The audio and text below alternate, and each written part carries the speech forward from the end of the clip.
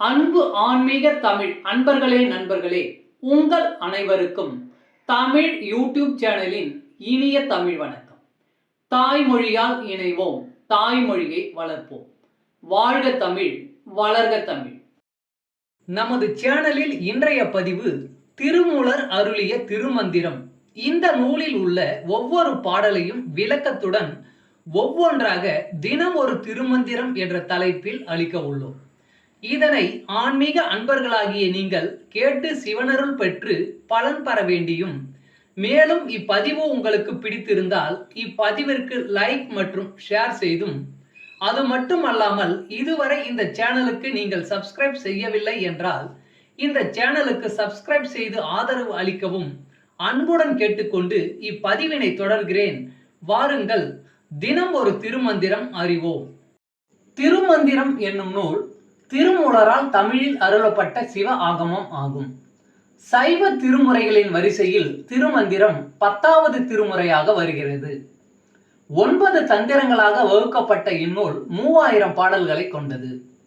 திருமந்திரம் பக்தி பிரபாவத்தில் ஆரம்பித்தாலும் அடுத்து உபதேசம், தத்துவம், யோகம், தியானம், சக்கரம், ஞானம் என்று பல விஷயங்களை பற்றி பேசுகிறது. திருமூலர் யோக பயிற்சி தரும் விதம் சுவாரஸ்யமான நடை. அவை வெறும் சூத்திரங்களாக இல்லாமல் படிப்பவர்களுக்கு உற்சாகம் தரும் விதமாக அதன் பலன்களையும் சேர்த்தே சொல்கிறார்.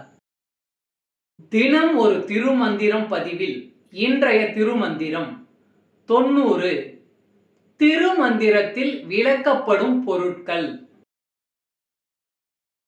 ஞேயத்தை ஞானத்தை ஞாதுருவத்தினை மாயத்தை மாமாயை தன்னில் வரும் வரை ஆயத்தை அச்சிவன் தன்னை யாகோசார வீயத்தை முற்றும் விலக்கி இட்டேனே.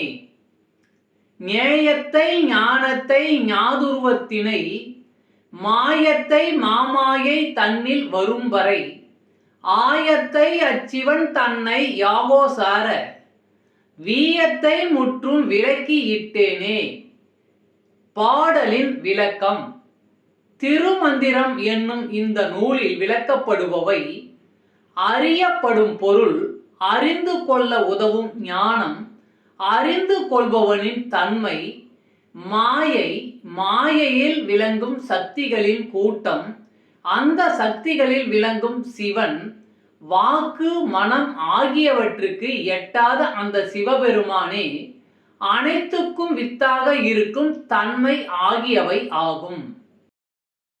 தமிழ் அன்பர்களே நண்பர்களே, இன்று தினம் ஒரு திருமந்திரம் என்ற தலைப்பில் திருமூலரின் திருமந்திரம் பாடலை விளக்கத்துடன் தங்களுக்கு அளித்ததில் நான் பெருமை கொள்கிறேன்.